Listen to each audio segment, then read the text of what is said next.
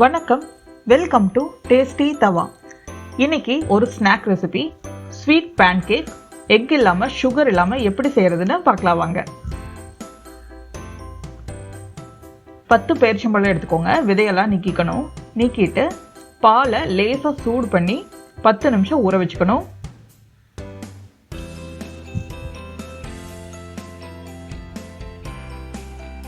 ஊறட்டும்.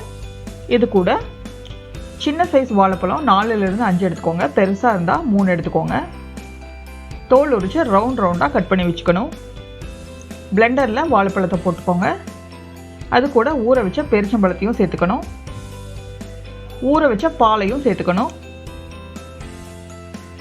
சேர்த்து நல்லா ஸ்மூத்தி மாதிரி நல்லா பிளெண்ட் பண்ணிக்கணும். பேஸ்ட் மாதிரி இருக்கணும். பனானா டேட்ஸ் பேஸ்ட் ரெடி ஆயிடுச்சு. இதை ஒரு மிக்சிங் பவுலில் சேர்த்துக்கலாம். இதுவே இந்த பேன் கேக்கு ஒரு நல்ல ஸ்வீட்னஸ் தரும். சுகர் எதுவும் ஆட் பண்ண தேவையில்லை.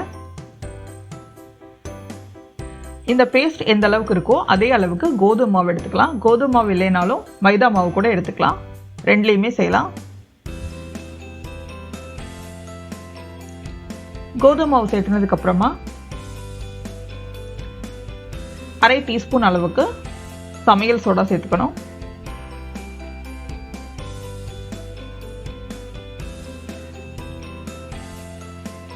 இது கூட ஒரு பிஞ்ச் சால்ட் சேர்த்துக்கலாம்.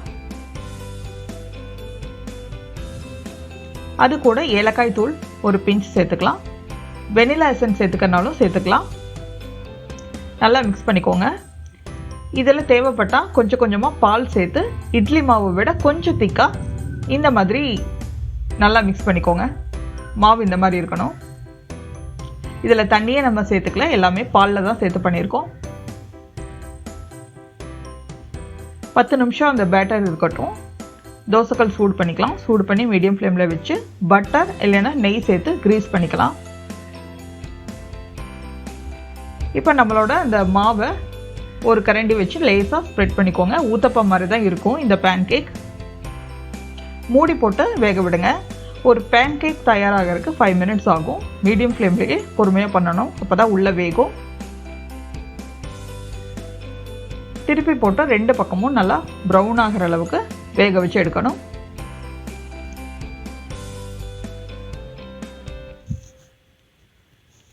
ரெண்டு பக்கமும் நல்லா வெந்துருச்சு. எடுத்து வச்சிடலாம் பிளேட்டில் வச்சதுக்கப்புறமா இது மேலே மேப்பிள் சிரப் அப்படி இல்லைன்னா ஹனி ரெண்டையும் வச்சு டாப்பிங் பண்ணிக்கணும். இதே மாதிரி ஒவ்வொரு பேன் கேக்கையும் இதே மாதிரி செஞ்சு அடுக்கி வச்சுக்கணும். அடுக்கி வைக்கும்போது இதே மாதிரி மேப்பிள் சிரப் அப்படி இல்லைன்னா ஹனி வச்சு டாப்பிங் பண்ணணும்.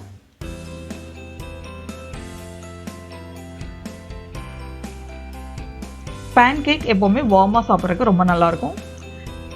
பேன் கேக் செய்யும்போது ஸ்டவ் வந்து மீடியமில் தான் இருக்கணும். நம்ம செஞ்சுருக்கிற அளவில் 6 பேன் கேக் நம்மளுக்கு கிடச்சிருக்கு. இப்போ மேலே ஒரு தடவை நம்ம ஹனி டாப்பிங் பண்ணிக்கிறோம். செஞ்சுட்டு இதை நம்ம கேக் மாதிரியே கட் பண்ணி சாப்பிட்லாம்.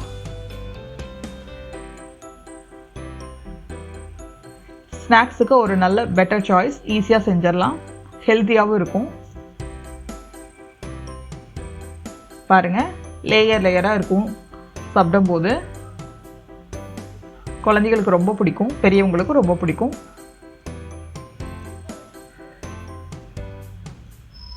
அவ்வளோதான், நம்ம பேன்கேக் அழகாக தயாராகிடுச்சு. இந்த மாதிரி நீங்களும் உங்கள் வீட்டில் செஞ்சு பாருங்கள். மீண்டும் அடுத்த வீடியோவில் சந்திப்போம்.